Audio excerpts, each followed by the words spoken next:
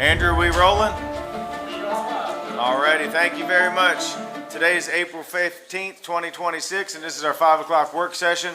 Please join me in standing for the Pledge of Allegiance.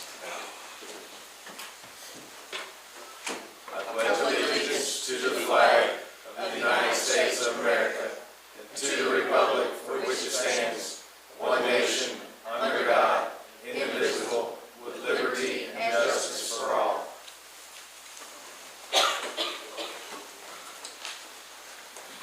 I believe Reverend JT is with us. Come on forward, please. We appreciate you being with us tonight for a blessing. Happy to be here. Invite you to join me in prayer.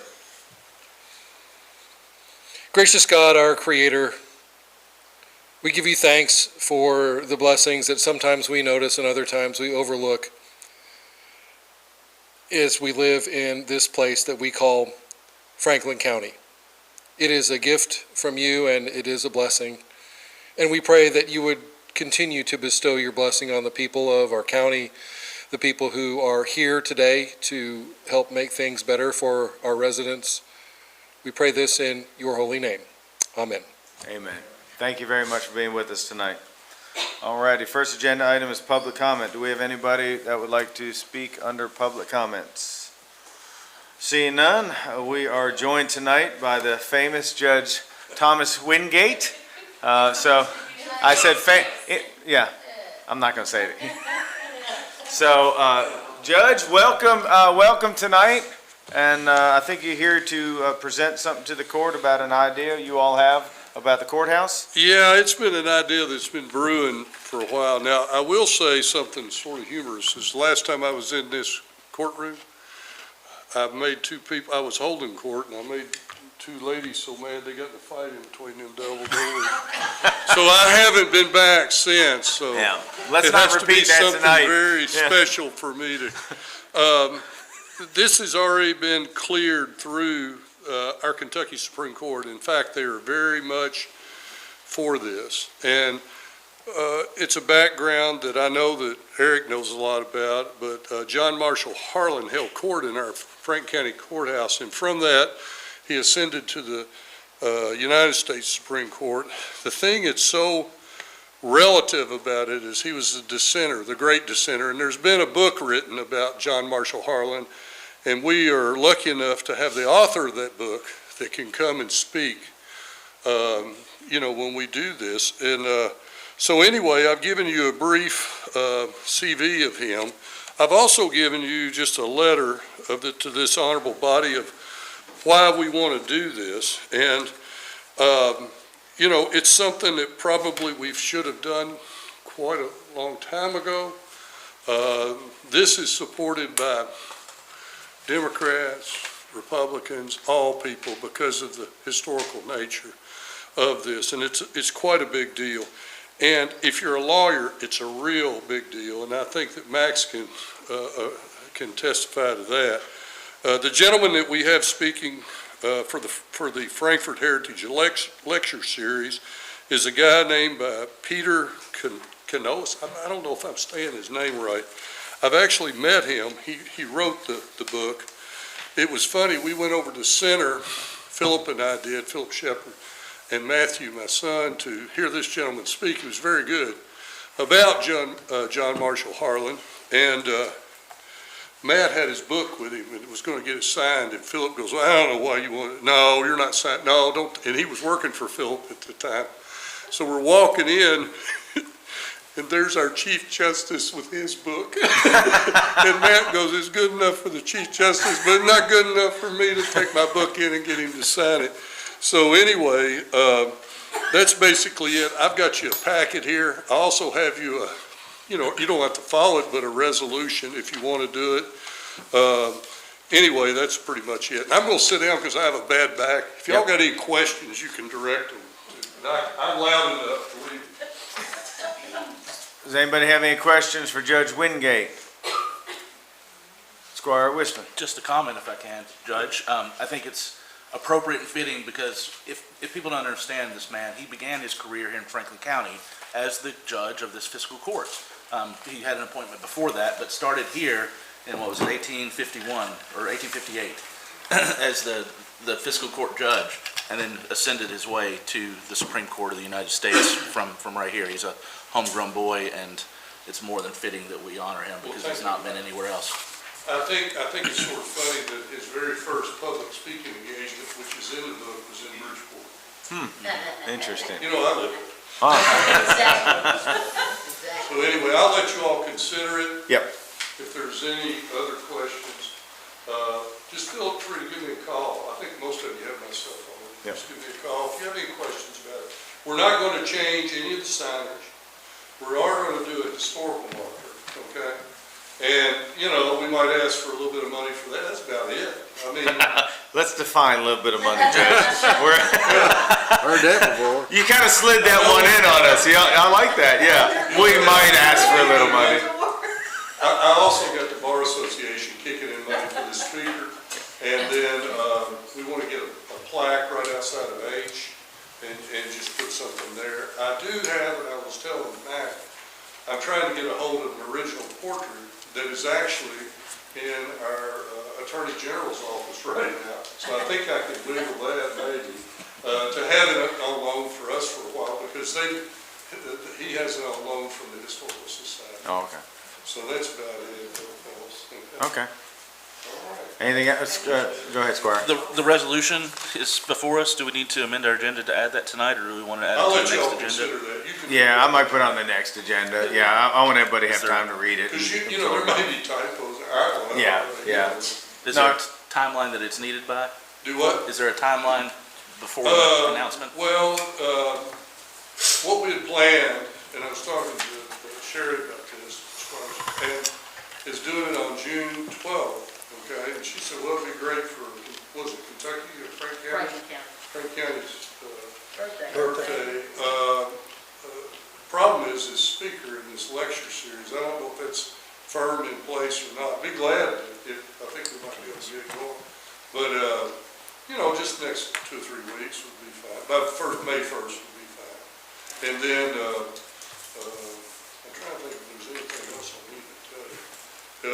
Might be able to throw the historical marker in when we finally redo the report. Yeah. You know. Congratulations on getting funding for that. Well, it's been a long haul. Yeah. And, you know, a lot of people don't know, we're working under very tight conditions down there, and our clerk, Kim Marshall's done an excellent job. I mean, she's really been, and I guess I ought to tell you all this, also, you know, the Supreme Court's knocked out of the Capitol. You know, they're out of the Capitol. And they're gonna start doing their oral arguments in Frankfurt in our courtroom. Yeah, I'm just working that out right now with the justices. Okay. And so they're going to start doing their oral arguments there. So that's nice, especially for our young lawyers to watch. Well, good. Okay. All righty. We appreciate you coming in. Hey, it's All right. always a pleasure seeing you all. All right. Thank All you. of you, good luck in Yeah. your election. All right. Next, we have road department update. I believe Mr. Mike Dees is with us. How you doing this evening, sir? Doing good. How y'all doing? I'm good. Thank you. Thanks for being here. We've been blessed with some pretty weather the past couple of weeks, so we've been Hallelujah. doing a lot. We've been doing a lot of pothole patching, our regular Thursday and Friday limb pickups, been doing some mold trimming, still working at the park, moving some dirt around, cleaning trees up. Just been busy. Now, what's going on at Lakeview right now? Is there a metal pickup right now? It started tomorrow. It Okay. starts. Yep. Tomorrow, Thursday, and Friday from Saturday from 8 to 12. Okay. Well, good. All righty. What questions do we have for Mike and the road department? Squire Blackburn. I don't have any questions. I've had several comments, emails from folks about what y'all have done out at the park and other things out in the community on our roads, and they're just really appreciative, and y'all do a fine job, and I can't say it enough. But I feel like every time we're here, we need to. We appreciate it. And I will say, I want to thank Justin, because I know we put that post out there, and he compiled a list. Mhm. Be honest, most of it was city and state. I think we had 9 roads total out of a couple hundred, 130 or something. So appreciate y'all staying on top of things the way you all do out in the county. It means a lot. And I know our constituents lately, especially since winter, have been voicing how happy they are. So that goes out to you and your whole team. What else do we have for Mike tonight? Nothing? All righty. Thank you, sir. Thank you all. All righty. Next agenda item is the judge's report. So obviously we just met recently, but on the 2nd, we were all together. Well, there we are. We signed we approved the design firm for the wellness center and natatorium, and we're excited to move forward. I think the first meeting is early next week to kind of kick that off. And on the 3rd, well, see how many pictures Andrew has there. Alrighty, and then hold on. Yeah, the 3rd, I did a KET video with just the 1-year anniversary for the flood. So the video is kind of made up of the mayor and I independently. It's about a 5-minute video. It's actually, she did a really good job. It covers Franklin County well. I asked Andrew to send that to you all personally. Andrew, you going to play just like a minute or so of that? Just. Sir, I've got about a minute clip. All right, go ahead. At the epicenter of the flooding, the capital city of Frankfort, where days of rain pushed the Kentucky River to the 2nd highest crest in the city's history. Tonight, a look back at the disaster and how far the city has come along its road to recovery.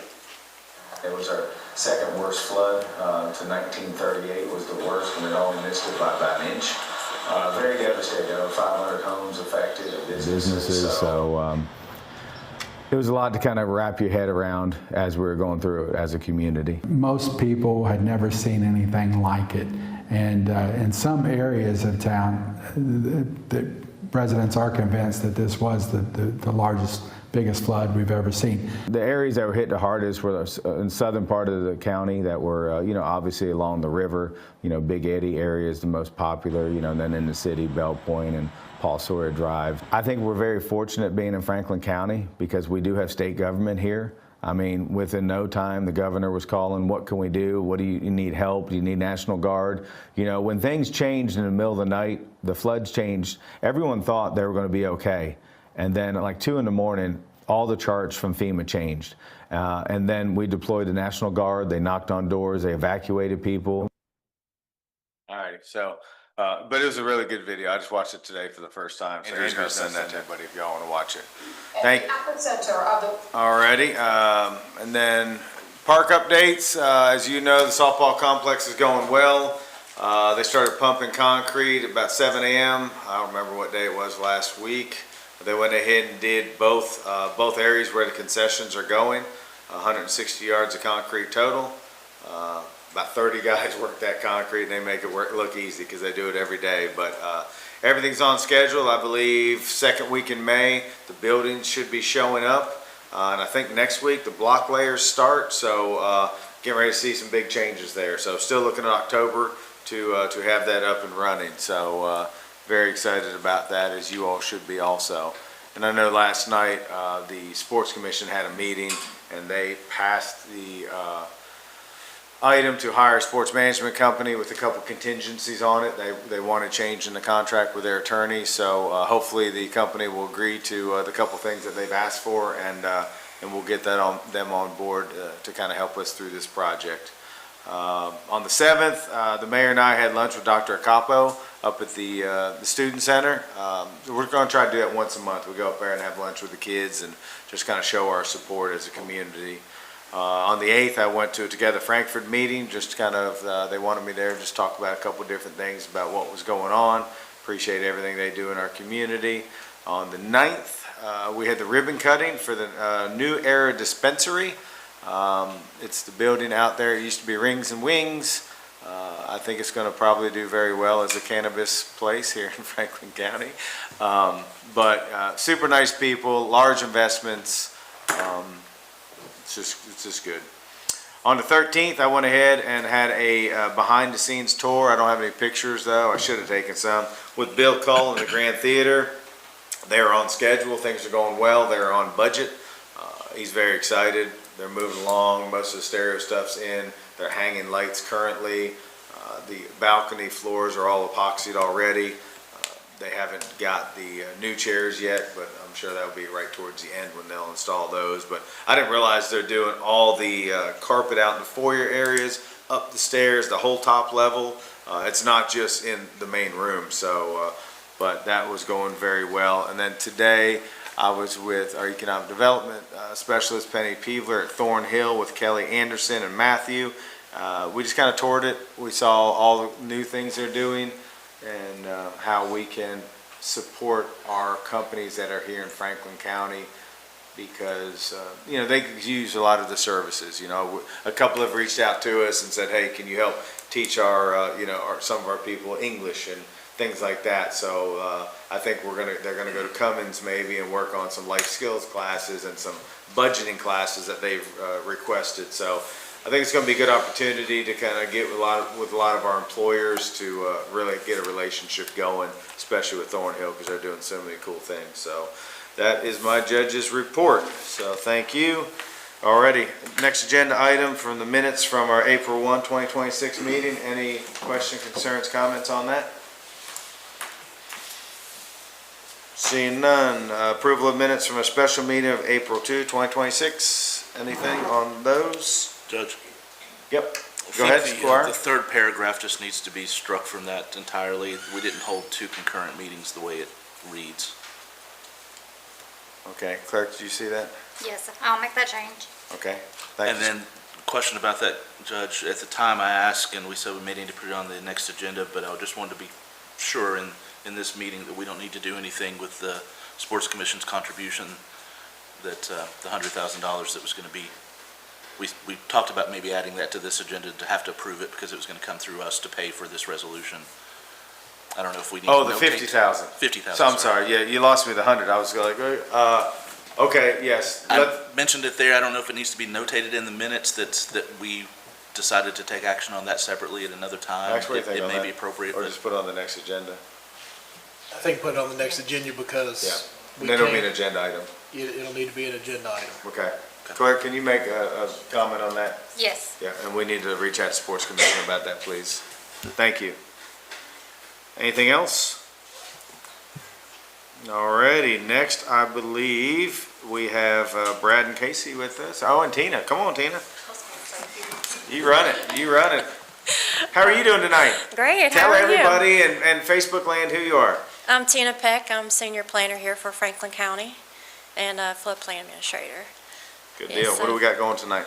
Yeah, so good evening, Judge and members of the court. Thank you for having me. Tonight I'm bringing forward the Safe Streets and Roads for All Safety Action Plan. This has been about a 2 years in the making and focuses on improving safety on our roadways and reducing serious crashes in our community.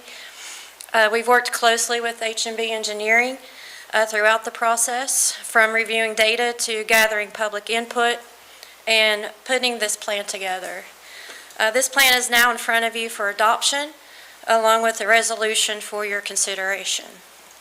Approval will allow us to move forward with practical, data-driven steps to make our roads safer. At this time, I'd like to introduce Brad and Casey from H&B Engineering. They will walk you through the key elements of the plan, and they will answer any questions you may have. So thank you so much. Thank you very much, Tina, for being with us tonight. And welcome to our visitors. I informed the court, Brad Gregory told me you were coming, so we each have one question for you, if that's okay. several. Yeah, I'm a little slow. I actually tried to call him on the way here and he wouldn't even take my phone call. No comment. I'm not gonna comment on that. We know what he's doing. No, so yeah, we do have, so we have been working on this since, the court put the resolution, let's see, July 6th of 2023, I believe, to kind of kick off this process. So we have been working over that time to develop the safety action plan. It's my understanding that has been provided to all the members of the court. I won't put you on the spot and ask each one of you individually if you read it page, front to back. But so that's so we just kind of have a real quick presentation tonight, just kind of hitting the high points of that. Just giving you a little bit of that history. And as Tina mentioned, Casey's here with me as well. She really was a lot of the in the weeds of the data, doing a lot of the analysis, and honestly may be able to ask some of your, or answer some of your questions a little better than I can. But so I made sure she was here to help me out. But let's see, how do we go about advancing slides here? Just tell Andrew and he'll do it for you. Okay, excellent. Okay, so I kind of touched on this. This was, the court's resolution was passed on July 3rd of 2023, and that kind of is what really kind of gave us the opportunity to kick this off. There is, in order to pursue implementation grants through this SS4A program, you do have to have a safety action plan in place. So that was really, we knew that had to be step one. So we were successful, and I say we, I'm just speaking as if I'm part of this group here, in a $250,000 grant, and like I say, H&B helped deliver that. With tremendous help, we had a really good team working. Obviously, that included Tina, but a number of others. Just really had a number of meetings throughout, and they were out in the public trying to get input and so forth. And I'll kind of get into that here in a second. Next slide, please. So, skipped one there. There you go. Thank you. So, obviously, the safety action plan. This is just really a holistic plan. It's focused on the fatalities and serious injuries, trying to reduce those. You may have heard like Vision Zero plans that are, nationwide. Is another kind of form of this, but yeah, there's the outreach, there's the actual analysis, there's, looking at countermeasures and all that kind of gets put together in this plan. Next slide, please.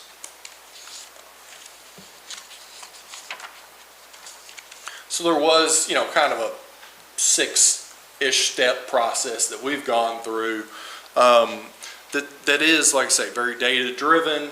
So there was a lot of analysis up front, but it was also kind of overlaid on just understanding the existing conditions throughout the county, and just knowing that relationship. It's one thing to say, we have crashes occurring here, but then also to understand what's going on the roadways at those locations and try to make that connection. There was a big engagement process, public engagement process. Like I said, we had committees that we were working with throughout, and then we basically identified what we call kind of a high injury network, and we'll show that here in a second. But that kind of identified essentially what you could consider kind of the hot spots. And then we were able to kind of drill in on those and identify like countermeasures and things that at a high level, what could help alleviate those types of crashes. We did, you don't necessarily see this in every safety action plan, but we did kind of drill in on 4 specific projects. I will just kind of say those weren't necessarily those were more to just kind of meant to be representative of the types of projects you could do. I won't say that those were like deemed the top 4 priorities per se. It was more just to kind of give a variety. There was two segments, 2 intersections, just to kind of, so when we start thinking about does the county want to pursue an implementation grant to do a specific project, kind of have an idea of the range of projects. Okay, you can, is this a $100,000 project or is this $1 million project, and what's that kind of look like and what types of improvements? So when you see those in the plan, I just want to, like say, kind of point out those aren't necessarily the top 4 priorities. They're just really meant to kind of be representative of what the types of projects you could pursue.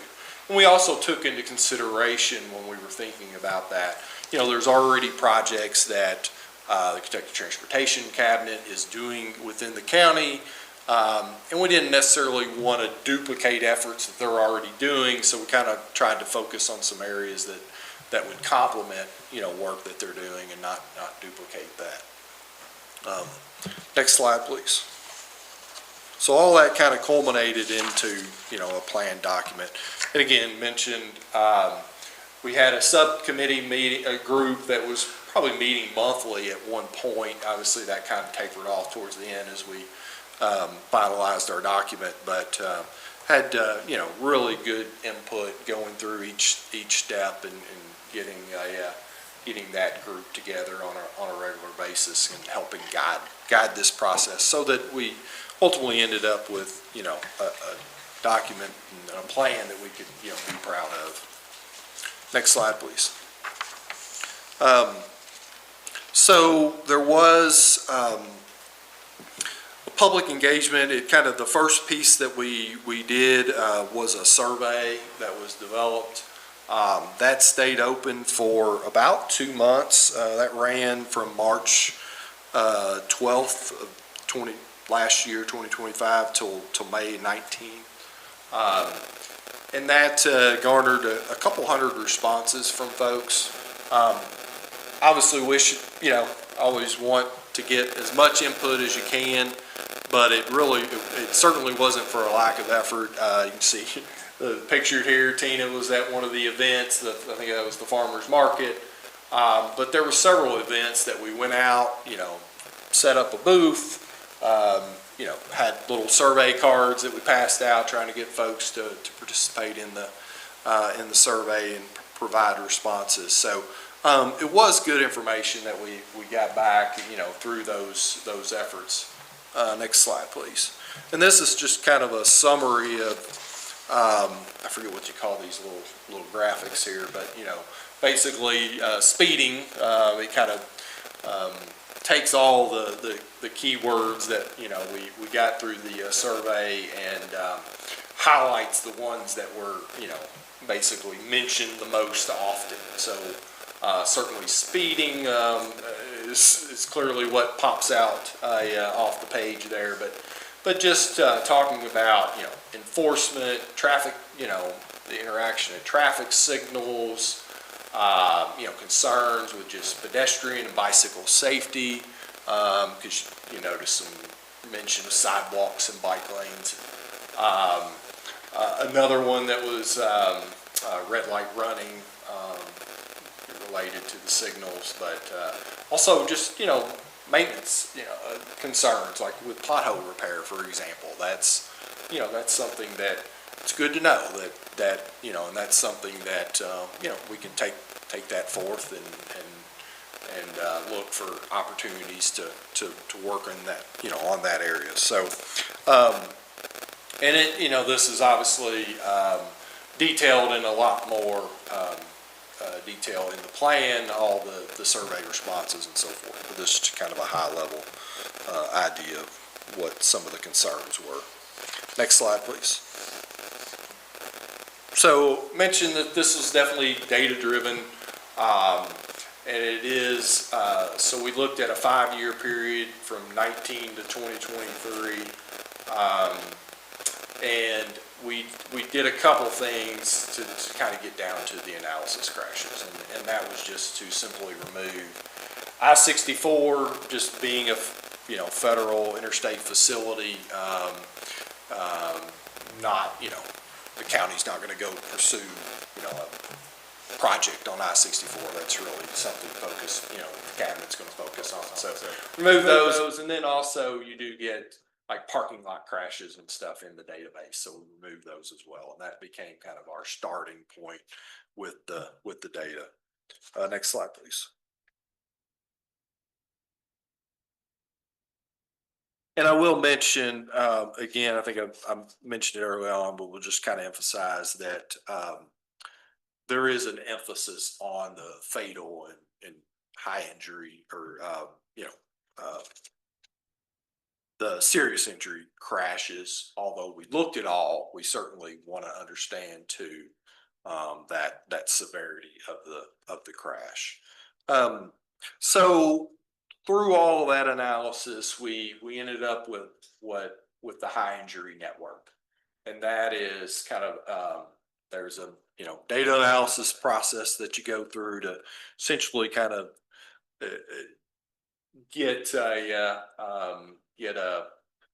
category, or they call it the equivalent property damage only, just kind of, emphasizes the importance of the fatality, and in serious injury crashes, but so that it, for example, you can kind of have a location where you may just have 100, property damage only crashes. And we don't want that to necessarily trump what you might see if there's 5 fatalities at a location. Fortunately, we don't have that here, but, we just really want to, focus on those more serious crashes. So through, a data analysis piece, we came up with this high injury network, and you have that for both the intersections, which are listed here. There's 15 that are ranked here. And then if you go to the next slide, you'll see a little bit smaller group, but the focus on segments here. So what we're able to do with this is kind of understand, what some of the priorities could be. Sebastian? So the 4 items that were highlighted, 3 of them were on US 60. Yes. So Squire Blackburn is extremely familiar with that, all lying within his district. Right now, I'm part of a group that's looking at reconfiguring some of 127, which falls within mine. Yeah. How would we advance some of the things that are in this? The presentation is very good. There's a lot of food for thought in there, but how do we start to advance these things that have been identified over a long period of time? Because the statistic you showed us, 7,500 crashes equals 1% of what the crashes in Kentucky. I remember that out of the report. 1.1% of all the crashes in Kentucky. But here, they are really important to address. And these are throughways for a lot of people that come into our community. These are a lot of gateways. 127 is one of the reasons why they're looking at that right now. It brings a lot of people in, a lot of things are happening there. Same with US 60. So how do we as a body, how do we as a community elevate these within the state priorities so that they can be addressed? Yeah. And it lessens the significance of having a report like this because we're addressing those things. Because that's the point of the report, right? Yeah, absolutely. So how do we get there? All this, how do absolutely. we get there? So, I mean, specific to this program, the SS4A program, so that, as I mentioned at the beginning, basically have to have a safety action plan in order to then pursue an implementation grant. So that is, that's kind of one area where we, as a body, there can be a prioritization to say, hey, we think this one's really important. It's maybe not being already addressed through another project. And that NOFA, and you're going to ask me what that means, but the notice, the grant notice is out currently. So that is live now. So that is something that, in order to pursue that, this has to be approved. But that is something that are specific grant dollars that, you basically use this plan to say, hey, this is the justification why we think this is, this particular project is so important. So that's partly why we, wanted to kind of give some sense of range in terms of cost and types of countermeasures that you would be able to do at these various locations. So so you could kind of say, okay, we have X dollars that we could put towards a grant application because they are all matching grants.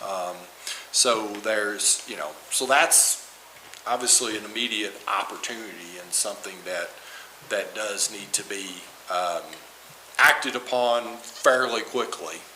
That's I'm gonna beef it up. Tina, do you recall when that notice is it June? That those are, so May 26th. So, I mean, it's not far off. Now, I mean, those applications can come together fairly quickly, as we proved with this one, getting this grant through. But so that's one opportunity. I mean, the other piece I will just say, I mean, representation from the Transportation Cabinet was involved in this throughout. So, and there was even coordination with, again, cabinet representation, but then also some of the consultants, my colleagues that are working on specific projects on both 127 and US 60, that we would kind of share ideas and like, hey, here's what we're seeing with the data and let's make sure that this, this element, because we were safety focused and they're probably broader focused, make sure that's included in your report because it's in our report, so there was kind of that sharing of information. So I think there is some, some good projects that are ongoing right now that, this is just another, opportunity to really emphasize the importance of those projects. Now, I know, unfortunately, I guess the governor just approved, the 6-year highway plan. So, last week or maybe Monday. So, that piece of it is, kind of have to wait another 2 years to get involved in that process. But even that, I mean, the planning of the plan starts, a year in advance. So I think there's grant opportunities now. There's, ongoing communication that can take place with the Transportation Cabinet on the bigger facilities, like you mentioned, US 60, 127. What other questions do we have? Squire Wisman. Judge, a couple of things, I guess. Thanks for being with us and thanks for working on this report. The committee came up with, looks like a top priority of 15 places. Mm-hmm. Can you walk me through, and all of those are in the city except for 2, and those are just outside the city limits at the Interstate Exchange. And I think it's important to highlight that just within a 5-year span, your study found that we had 22 fatalities in this community. We all hear about one here and there, but sort of eye-opening in a larger span how many we really have. And of course, some of those were noted due to substances, alcohol, drug abuse, and otherwise, but many of them were speed or road conditions. Mm-hmm. Sort of the next step is what I'm wondering about how we get between you and the grant. We have 4 scenarios that were drawn up by you all as sort of priorities that range from 100,000 to, 3.2 million? Yeah. So I'm wondering sort of about the grant funds that are available for us, sort of what those span usually. Is there a typical $250,000 or are they sort of open? And how do we get from these 15 priority areas to visioning? Is that something H&B helps us with, visioning what the improvements are and what the scope of work there is, so that we can go after something like one of the grants immediately? I would think we would start with some of the top priorities. There are, 7 top priority areas on US 60 alone within about a 1.5-mile stretch that you would think would be one larger project. But how do we get to the next hurdle, I guess? Yeah, so, I mean, I think as far as specifically the SS4A grant, the fact that there is that matching component, I mean, I think there's, there is some budgetary, Do you know what it is typically? Is it a 20% match for every grant, or? Yes, I believe so. Am I saying that? I think I'm saying, yeah, that's my understanding of that. So, I mean, that's where it's like, if it came out in the highest priorities were something that was going to need to be, $1 million, then versus 100,000, obviously that's something that, we don't want to make that, decision, obviously, for you guys. You all have to be able to understand what that. Rank them. Yeah, I mean, it's so, but as far as, which of those moves forward, I think you kind of have an idea, or, there's some opportunities. If you say, well, hey, we want to pursue a grant, we have a budget of X dollars, then I think that would help kind of say, okay, well, this one's, these three here probably we can't afford to do then, but these here are, could fit within that budget, if you will. So I think those discussions, obviously, we're happy to help with that. Well, let me ask that exactly, specifically, because we have, you just said the window's open already for grant funding. Sure. If we wanted to take the top three priorities here and move forward with those, what's turnaround? Do we have enough time to envision or do we have to envision design parameters like you did with these four examples? No, I don't, no, not at No? all. Okay. I mean, that doesn't have to be, we just want to make sure, and I think we can do that through just conversations, what the likely improvement is there. In that way, if it's let's just throwing out numbers here, but if it's a $2 million roundabout, let's say, that's, we got to make sure that that's feasible, that we have the match for that and so forth. So if that's the most likely solution for, one of those three projects, then, we can ask that, like, hey, do we think we can get the match to pursue this grant? Or is this something that we really need to just run through the transportation cabinet, process instead? I guess my final judge is just, there, within the four projects that were sort of visualized as examples, it's almost $6 million for those, and there's 15. I'm assuming, did you all come up with sort of a ballpark figure of what everything would entail? Are we looking at $100 million worth of projects, or I'm just wondering, I can't get my head quite around what the. Sure, yeah, and we probably, and it's not typical that you get to that level of detail for these plans. So I don't know that I could necessarily, off the cuff, wrap my head around that either. I think it would, but we have a sense of the type of the thing with, and actually the next slide's kind of talking about the countermeasures. There are some low-cost countermeasures that, are striping and signage and, things like that, that can make a difference, and are more affordable options. Whereas some, it might be, like I said, it's the significant construction. So there's I think it's just kind of, thinking through what the, looking at the list, and, I think it's okay to look at it and say, okay, one could be a cabinet project, or it's already being, considered as part of a project, and let's jump to what would we do it for three, or, I don't think there's nothing that says we have to just say we gotta go pursue, the highest priority number one. At least for this grant opportunity. Thanks. Thank you, Squire. Do we have any more questions for Brad or Tina or Casey that's with us on this? Just a comment if I can, Judge.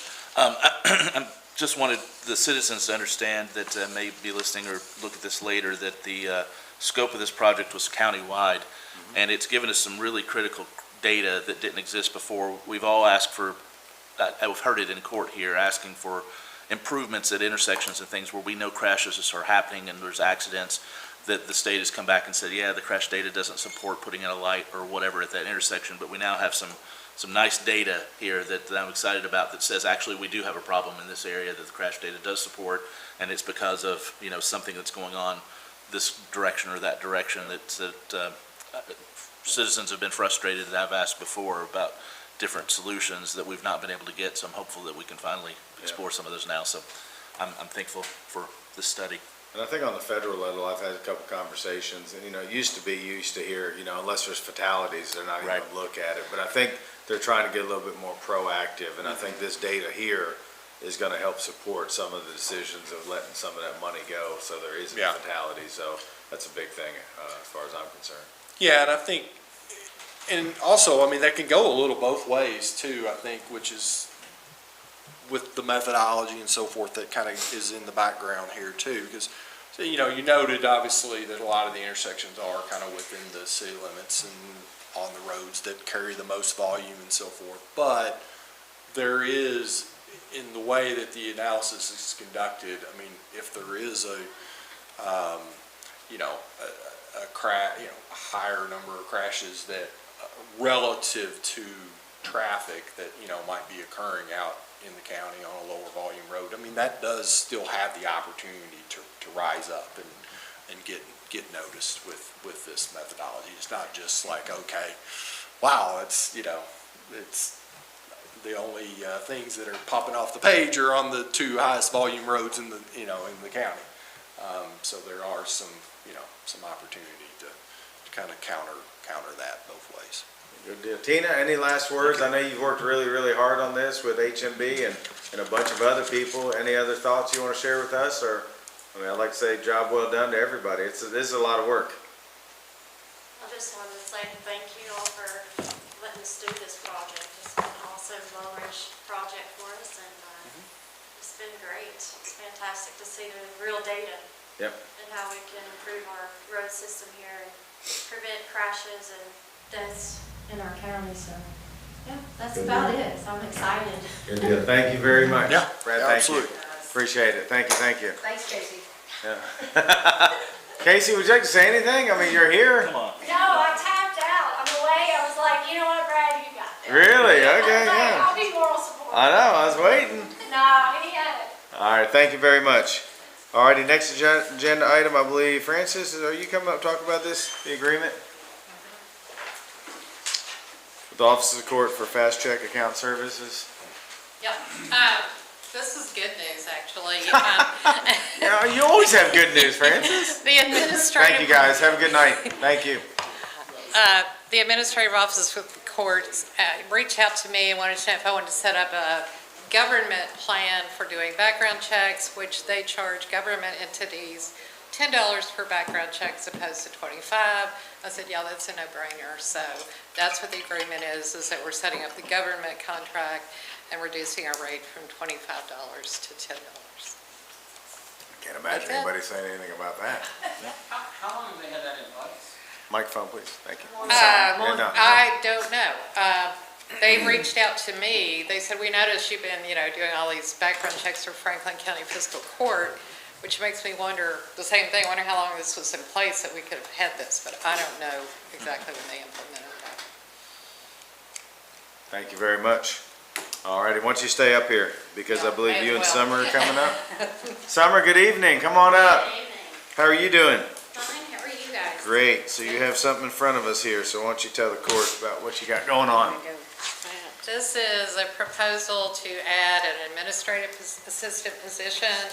This is it says Summer, her increased workload is what's driving the need for this position. You all have the job description. If you have specifics, I will let Summer answer those questions.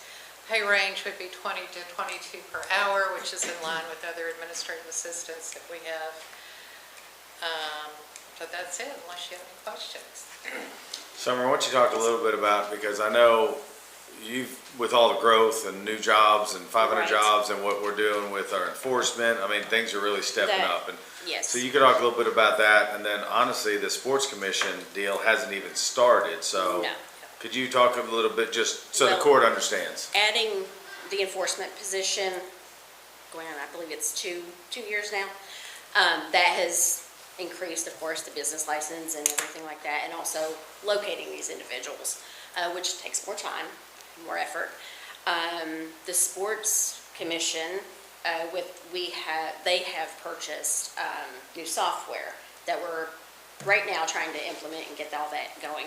And what that's going to do is it is going to locate short-term rentals based on parcels. So we can go and we'll know exactly who these owners are, and it uses every platform like Airbnb, VRBO, and all of those to compile that information for us. So then we will also be using our enforcement officer to do those and get more in compliance with that. So. Squire Wisman. Just, could you, that was my question, because it's mentioned on here, that's Granicus software? Yes. They purchased that for you to use, or for our staff to use? Yes. Okay, They and tourism, I think everybody's using it. Yes. So tourism agreed to pay for half, because I think we realized in the last year or so that there's like 300 short-term rentals that aren't paying taxes. And so it's in everybody's interest to work together to moving figure this target. out. I'm just wondering about that's something maybe we're gonna have to pick up later on, I would imagine, or some kind of, I don't know what the implications of that is, but I just hadn't heard of it, so. Yeah. Squire Tanner, did you have your hand up? Well, I think you answered my question. Okay. You said there were approximately 300 short-term rentals that are not paying tax now. You can't That track them, possibly or not, is that a yes. guess, or is that pretty certain? That is what, when we had the presentation from Granicus, that's a roundabout number that they are, but that is also city and county. Yep. So, and we're collecting the transient room tax for city and county on the sports commission side. So That's we're why interested in tourism is so all involved, city too, yeah. and county properties. And it's an ever-moving target. Someone may decide for Derby weekend only every year to rent their property and never do it again, so. Right, and this software will allow us to it'll continuously update. So, and it directs us down to we'll see the listing, we'll see how often it was rented, the amount that they've collected, and all that information will be on there. So it'll be really helpful. Where we have in about collecting that. 50 people that pay what they should pay, and about 300 that Yes. don't. Roundabout numbers. Yes. Roundabout numbers. 50, we have 50 short-term rentals that are square with us, and nobody else is. This is short-term. Right. In a And nutshell. we're trying our best to Yeah. make sure it is fair for all of them. How does this software work? If they don't report it, how you gonna know it? Well, They don't report if their it addresses. is on any type of platform, and most people Like are an not. advertisement platform? An advertisement platform, yes. Because most people are not gonna manage that short-term rental themselves if they want to have a lot of bookings. So they're gonna use some type of platform, and this software, and I can't remember right offhand, I'm wanting to think it was around 70 different platforms that they compile all that income or information from. It's all like algorithms and it's all, I don't know, high-tech stuff. I believe Right. Scott County started using it about a year Yes, ago. I know Scott County uses Yeah. it, and I know Lexington uses it. Yeah, and it's been a huge, huge Yeah. deal. They reached out to them. And it'll just make it fair, for everyone, Well, it should for be. all of them, yes. Yep. All right, any other questions on this new position that we are wanting to add to summer? Well, just for the record, Judge, every time we have a new position that comes up, I think we're not paying quite enough, but that's just my alliteration as always. Well, that's why HR's here, because she does all the research and, It's fine, still just my opinion. Yep, yep. All righty, thank you. Thank you, Thank you Francis. for your time. Yeah. Oh, I'm sorry. Just Squire, quickly. Sebastian, I'm sorry. Thank you, just quickly. So this position came before, I think, finance, right? Yeah. And we saw it, and it was in addition, we discussed it there, and it's in addition to the existing positions there now. Yes. A full-time and a part-time, so this is adding another full-time to the 1.5 staff that is in that office. Just for everybody's clarity. Yes. Thank you. All righty. So, Francis, I think we're good. Summer, you have another I get agenda to item. stay. Yeah, you get to stay. Good night, Francis, everyone. thank you. She's not wasting any time. Look at her. Yeah. We see how it is, Francis. We got it. All righty, Summer, what's this Okay. next one? This is the first reading, so I Yes. know we've talked about this before. This is something we've talked about quite a while. Yep. It's first reading of amending the ordinance relating to the occupational tax requirements.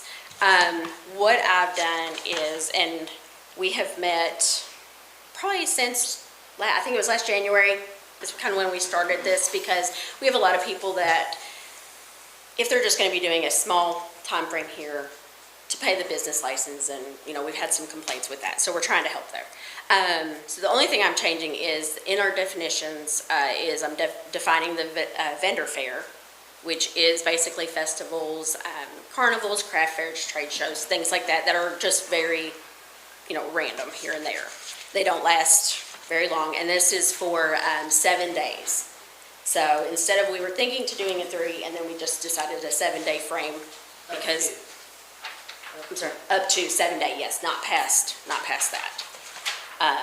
And then on page 3, I've got the vendor fairs, and so in lieu of any documentation for the individual business license, we came up with fees. So based on how many vendors that individual event will have.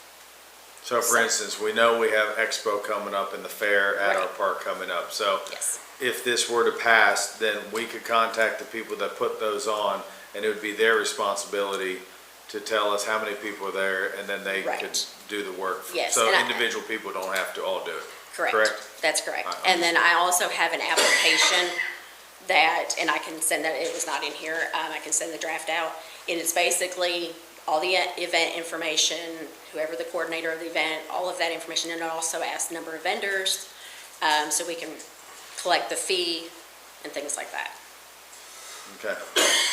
I have a couple of questions. Go ahead, Squire Tam, sorry. And I'm sure you all discussed this, but obviously I didn't hear it, but what would that do to the 127 yard sale? That is a good question, because that has been something that has never, and it's basically yard sale, and we don't, and we Well, don't yard sales actually, don't enforce because yard it is. Most of them are sales not are that big, exempted. because Right, you're but talking it is about, but you're still talking about one person. I don't know whether you want to exempt yard sales or Yeah, not, but but it's no- not But exempted. Squire, either. nobody puts that on, nobody's profiting from. Right, it's the not an actual, 127, right? No, I would argue, because that's going to be the point that I'm going to make. A church that sets up a multi-booth yard sale, we have them all along 127, that's profiting from the booth vendor, booth fees, versus a small church who might have a neighborhood yard sale, or, I'm just going where we know we're going to get the questions from our constituents, right? So I want to verify and clarify in here while we are at it, versus the high schools that do their craft fair every year, or a church that does a bake sale, individual vendors saying, selling Christmas items or something. right. Where's the line for those things in your mind? And I think we're gonna have to clarify a little bit And more, I is see what you're. what I'm wanting to get at, so. And this is something we'll probably have to discuss, about maybe, I don't know if there's like a nonprofit type thing, but, I The mean, I think permitting. if they're getting paid for, if individuals are paying the person that's holding the For event. booth space. For booth space, then they, I feel, should pass that on to the fee. Since they're. That's kind of where Right. I'm going, where a nonprofit Because- may be having an event that isn't charging anything, it's just for the good of the community or a fundraiser. Right.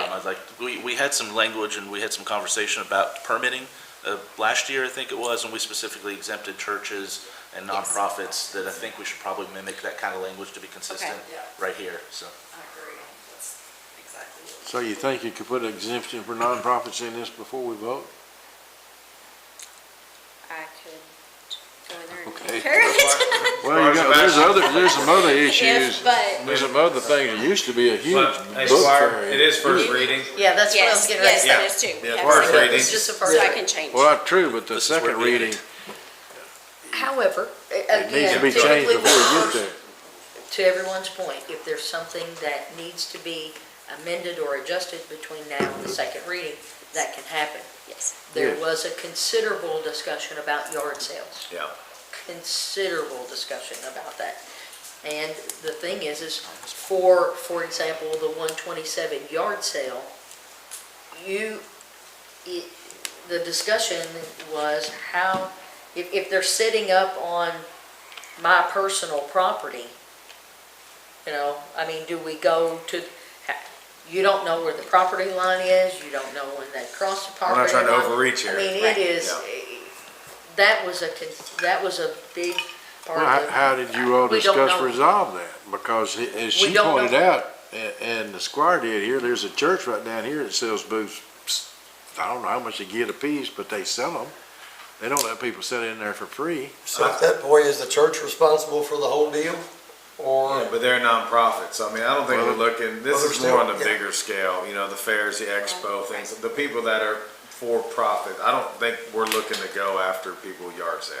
But you gotta be clear in the language, in the Yeah, ordinance. yeah, but I think if she adds So I that, can what add we that had in that prior other to one, I the- think that would clarify it to, yeah. I'm not trying to take anything. It's basically what we're trying to do, anybody who should have a business license would fall under this category. Well, I'm not for, I think everybody ought to have the same playing field everywhere, as far as that goes. But then you have to make sure you can enforce what there is and everybody's clear about it. Absolutely. Right. Because I know we do have the business license requirement, and if it's a nonprofit, they are not required to pay that fee. So, but I can add the language. You think you have enough direction from the court, basically I what believe we... so, then I can go ahead and get that fixed before then. If there ever was another book fair in this town, it was huge at one time. Now that the promoter of that would have to pay, in this case, the maximum amount, so that, and he collect from the people that's there. I mean, I can understand though, that's pretty easy. Right. Yeah. And it keeps, Who's going to enforce that? and it keeps every individual from having to do their business license. Or business license enforcement. But some of this too You're is gonna sit him we're down trying- 127? I mean, that's my point. Yeah, no, You're gonna but, sit him Yeah, in it booth? would be- but some of this is really, we're trying to get communication going between her office and planning and zoning for emergency management and things like that. Because what has happened, especially out in the country, some festivals have popped up for profit and they Right. don't tell anybody, and then emergency doesn't know about it, and if something were to happen, God forbid, we're not prepared. So I think it's just another tool that we're trying to get people to communicate with us. We're not against anything, we're not against people making money.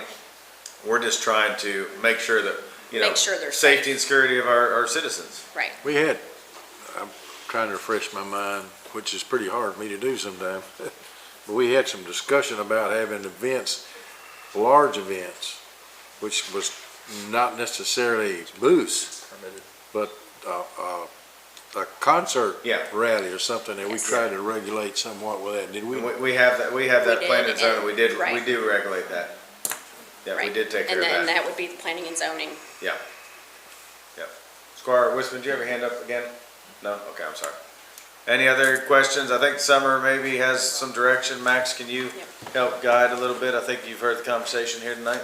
Okay. Summer, We'll get thank that you very fixed. much. All right, thank you. Have a good Alrighty. evening. Thank you. Next. I'm just messing with Mike D's tonight. So, this is something that comes before us every year. It's our agreement with the secondary road program, rural secondary road. Anybody have any questions on it?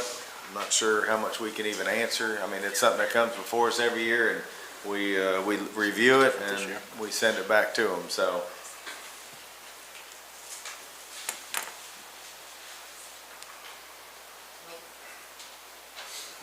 Where's Belinda? Belinda, come, look at y'all. Hey, listen, you're both trying to hide over there now.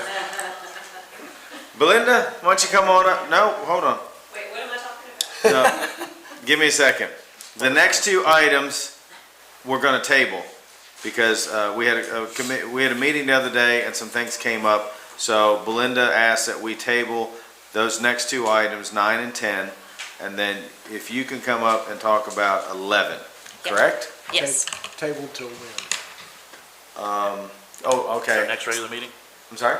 To our next regular meeting, or is there a need for like some significant? It's gonna be a need. Yeah. I was gonna say, when do you think they need to be tabled to if you're the one asking? Good question. Yeah, no, you're right. I'm trying to run that in my head again. The First meeting first in meeting June? in June, Yeah, yes. first meeting in June. That's what I was gonna say. So it's two. The motion is made, that'll need to be. I'll state it. Okay. Thank you, Squire. Thank you. Judge, can Go I ahead. ask related to those, even though we're tabling them in the packet of information, I didn't see any discussion or mandate or schematics or anything about how people are gonna bypass that bridge, construction of Yeah. some alternative. And They, So they're gonna do one like, Go ahead. I just didn't see it within the There you go. scope of it, No, so I know that's, I that was thought I the had intent. explained that before, and that's probably my fault. They're going to close one lane of the bridge and then leave one lane open. They're gonna have to work from each side of the creek to work on one lane so that one stays open. Okay. There are 200 homes in that Yeah. neighborhood that need to have a way in and out. They will have all kinds of projects, trash trucks, school bus, all those things are gonna have to happen. So that has got to stay open. Didn't we discuss it on the road trip when we went out there? We sure did. I thought And we we did. we stopped on the bridge and that was explained at the time. And I will add to that, in addition to that, they have secured, I believe, temporary easements from both homeowners on both sides of the road to be able to access things as they're working on that project. So that has been done. I believe HMB worked on that. Yes. It's been a while, but I'm almost positive Yes. that they were talking at first from one side, and they said, let's get it from both, and I think that's all worked out. If we're tabling it, we probably need to Okay, we're done take with this that. discussion up to. I don't know why Belinda was wanting to talk about it, Max. I really don't. I'll do better next Can you time. please stay Yeah, I'm focused, gonna- Belinda, I'm- on 11? Agenda So item yeah. 11. Yes, I'm ready. All righty, here we go. Okay, so the Kentucky Transportation Cabinet offers a grant program for the participation of counties in providing funds for the transportation of non-public school students. Franklin County Fiscal Court has participated in this program for years, providing for the transportation of these students and receiving reimbursement from the state. Franklin County Schools Transportation Department is currently working on determining the amount of funding needed for this school year. For the 2024-25 school year, $18,428.08 was invoiced by Franklin County Schools to Fiscal Court, and then we were reimbursed in the same amount by the state. So how it works is I send in an application saying we intend to apply that's due May 1st, and the Schools Transportation Department will send me their estimate for this year. That's how much we ask for. Then they will send us an invoice, we pay it in June, and then I send that off to the state, and then we get reimbursed typically around September. Perfect. And we do this every year, and it's worked well every year. So any thoughts, concerns, comments for Belinda on this agenda item? Thank you. Sure. Next, I believe Amy, our treasurer, is with us. How are you doing tonight, Amy? I'm fine, thank you. Great, thanks for being with us. This agenda item, per KRS, the current court needs to set salaries for the term that begins January 1st of ·27 for the magistrates, county attorney, coroner, deputy coroners, and the deputy judge executive.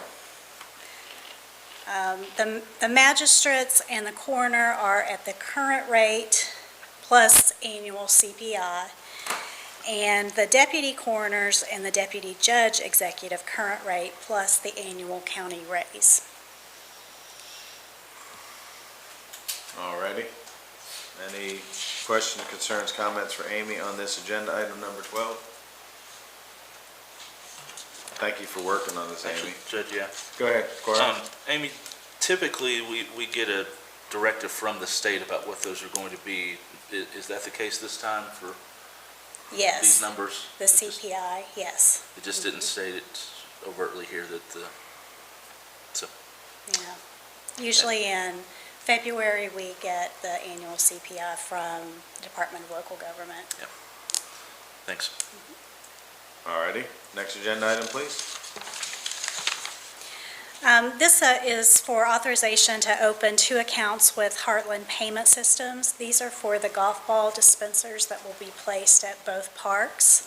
And it's to provide credit card processing because those will be unmanned, so we will require credit card payment there. And I've put on your abstract the fees that are associated. I'd like authorization to sign the contract and move forward with that. So we do have a similar agreement with their POS system that's in the golf club, but obviously these machines are with somebody else and they require that we use this company Right. here, correct? Right. Yeah, Squire Blackburn. I know that we had talked about when people buy memberships out there and they also do driving range memberships. Charlie was working on that to get that straightened out to where that would work as well. So what happened there is we received the first machine about a month ago and realized that it did not have the capability. He reached back out to them. They just came up with a new technology, so it has a keypad. So he'll be able to, or anybody, will be able to assign a number to somebody. So if they do have a membership or if their balls are discounted or whatever, they just type their number in the machine before they slide their card, and it should all work flawlessly. So yes, he sent the one door back. We just received it like last week, and I noticed when I was over at the other park today, the other machine just showed up today. They just unloaded it. So yeah, it's good timing, especially I the went and weather. saw it the other day. It's pretty simple. and No, it straightforward. is pretty simple and straightforward, and it's, to Amy's point, it's less labor too. So hopefully that'll help us in the long run. Squire Tanner. I got a question for whoever can answer. Yep. What would prevent me to give, JW my number? My membership number. Your personal Yes, where you can get the golf balls for free. You're right. So Squire Tanner, Deputy Judge Kennedy just said that there is an option on the machine that we could pass out cards to swipe with your credit card if we think that becomes a problem.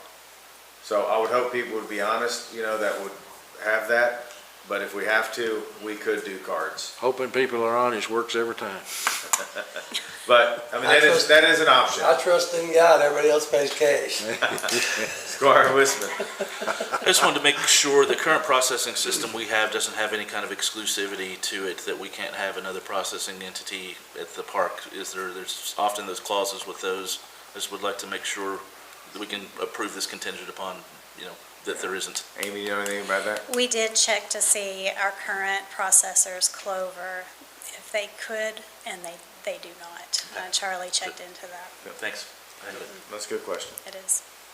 Alrighty, next agenda item, Amy? This is the this is the treasurer's report. Yes. And just a summary for the 9 months ending March 31st.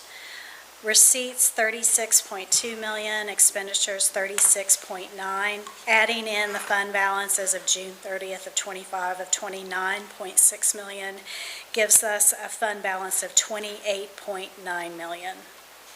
And also, in your packet are the revenues and expenses. Alrighty, any questions for Amy on these reports? A lot of numbers, Amy.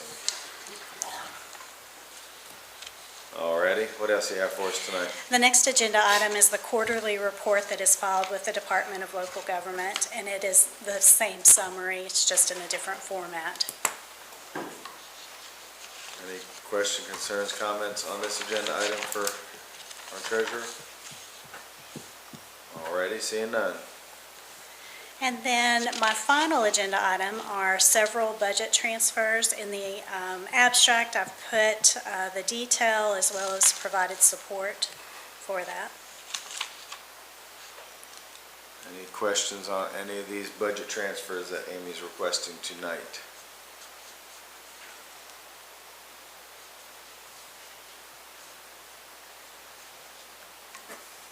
Amy, thank you. Thank you. Have a great evening. Thanks for being with us. Payment of claims. We have our clerk Kim with us tonight. Does anybody have any questions on claims to be paid?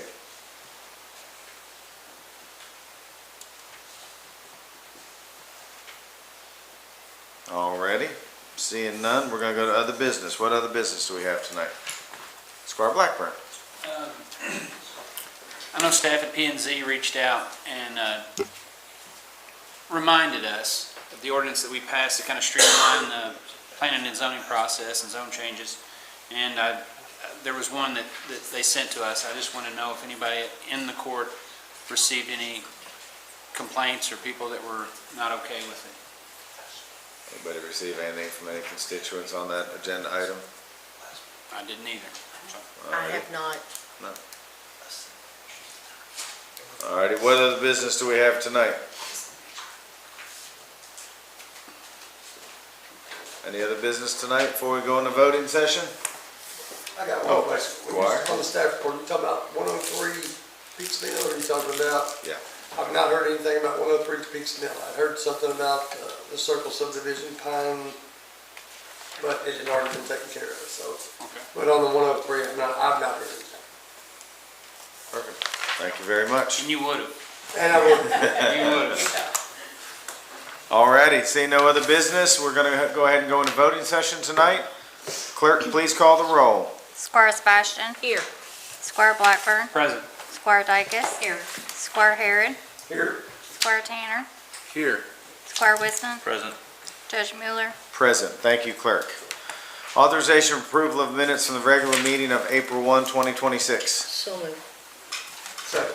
All those in favor say aye. Aye. All those opposed say nay. Motion passes. Authorization to approve of minutes from the special meeting of April 2, 2026 as amended. So moved. Second. Did you get that, Clerk? Yes. All those in favor say aye. Aye. All those opposed say nay. Motion passes. Authorization to approve a resolution of the Franklin County Fiscal Court adopting the Franklin County Safety Action Plan. So moved. Second. All those in favor say aye. Aye. All those opposed say nay. Motion passes. Authorization to approve an agreement with the Administrative Office of the Courts for the Fast Check Account Service. So moved. Second. All those in favor say aye. Aye. All those opposed say nay. Motion passes. Authorization to create a new position of Administrative Assistant to the Business Office Manager. So moved. Second. All those in favor say aye. Aye. All those opposed say nay. Motion passes. This is the first reading, no vote at this time. First reading of an amending an ordinance number 14-2007 relating to the imposition and administration of occupational license fee requirement and payment of an occupational license tax by persons and businesses, entities conducting businesses, occupations, and professions within Franklin County, Kentucky, Section 1, definition of Section 3, occupational license tax payment required. Vote will be at our next meeting. Authorization to approve a resolution adopting and approving the execution of a rural secondary program agreement between the Franklin County Fiscal Court and the Commonwealth of Kentucky Transportation Cabinet, Department of Rural Municipal Aid, and accepting all roads and streets referred to there within and being part of the county road system. So moved. Second. All those in favor say aye. Aye. All those opposed say nay. Motion passes. Judge, I'd like to make a motion to table item 9 until our June 10th meeting. Okay. Do I need a vote on that, Max? All those in favor, do I have a second for that? Second. All those in favor of tabling agenda item number 9 until then, say aye. Aye. All those opposed say nay. It is tabled. Judge, I'd like to make a motion to table item 10 until our June 10th meeting. Thank you, Squire. Do I have a second? Second. All those in favor say aye. Aye. All those opposed say nay. That will be tabled also. Thank you, Squire. Next agenda item, authorization to approve a resolution authorizing the following of the application to the Kentucky Transportation Cabinet, transportation of non-public school students grant program, and designating the county judge executive to execute all documents pertaining to this grant. So moved. Second. Did you get that clear? How, Squire Herod? yes. Yeah. All those in favor say aye. Aye. All those opposed say nay. Motion passes. Authorization to set salaries for term that begins January 1, 2027 for magistrates, county attorney, coroner, deputy judge executive pursuant to KRS 64.530. So moved. Second. All those in favor say aye. Aye. All those opposed say nay. Motion passes. Authorization to approve the treasurer to open 2 accounts with Heartland Payment Systems for golf ball dispenser credit card transaction processing. So moved. Second. All those in favor say aye. Aye. All those opposed say nay. Motion passes. Authorization to receive treasurer's reports. So moved. Second. All those in favor say aye. Aye. All those opposed say nay. Motion passes. Authorization to receive treasurer's quarterly report ending March 31, 2026. So moved. Second. All those in favor say aye. All those opposed say nay. You're going to get a little quicker over there, Squire Dacus. Motion passes. Authorization to approve budget transfers for fiscal year 2025-2026. So moved. Second. There you go. There we go. All those in favor say aye. All those Good opposed grief, say nay. Sam. Motion, you got it now. We're done. Great. Payment of claims. Is there a motion to deny any claims? No motion was made. Let the record reflect claims are to be paid. Authorization to adjourn. So moved. Kelly, do I have a second? All those in favor say aye. All those opposed say nay. Thank you, Court. We're dismissed. She said